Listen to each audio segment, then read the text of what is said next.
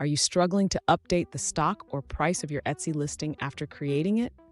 You're not alone. Many sellers find this process confusing, but today we're going to clarify how to use Etsy's update inventory call to make those updates seamlessly. I totally get it.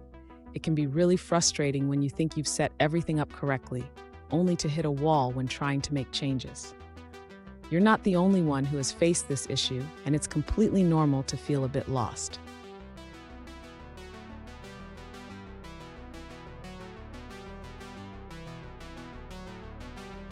Let's dive into the specific question at hand.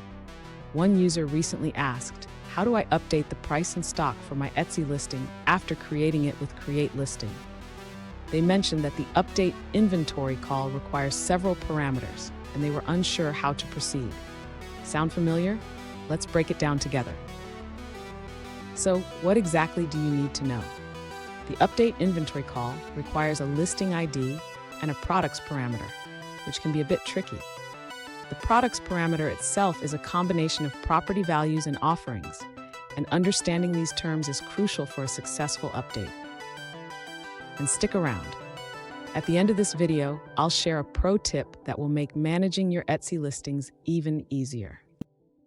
To begin updating the stock and price for a listing on Etsy, the user first needs to gather the required information. This includes the listing ID, which is obtained from the initial Create Listing call. Next, the user should prepare the products parameter. This is a JSON array that includes the properties for price, quantity, and SKU. Each property must be defined correctly to avoid errors. After preparing the products parameter, the user can now call the update inventory method. This method requires the listing ID and the products parameter as arguments. Finally, the user should handle the response from the update inventory call. It's important to check for any errors and confirm that the stock and price have been updated successfully. Fun fact, did you know that the first online marketplace was launched in 1995? It was called eBay, and it paved the way for platforms like Etsy. Now we can update our listings with just a few clicks. Now let's look at the answers provided by other users. An alternative approach shared by another user involves using the Etsy API in Python to update your listing stock and price. First, retrieve the listing's ID and call the inventory URI to get the current listing data. This avoids the complexity of constructing the listing product model manually. Next, update the price for each product variation by accessing the offerings within the listing product. After making the necessary changes, prepare your data for the update call, including the listing ID and the modified products list. That's it for that answer. Let's take a look at another one. An alternative approach to updating stock and price on Etsy is to use the update inventory call from the Etsy API. This method requires you to send specific data, including a JSON array of products, along with the property IDs for price and quantity variations.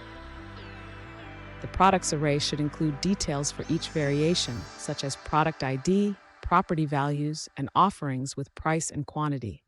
Make sure to use the property IDs provided by Etsy for the variations. Here's the pro tip I promised. Always double-check your property IDs and ensure they match the values you're trying to update. This simple step can save you a lot of headaches down the line. And there you have it. You should now feel more confident in updating your Etsy listings. Remember, practice makes perfect. If you found this video helpful, please subscribe for more tips and don't hesitate to reach out with your questions.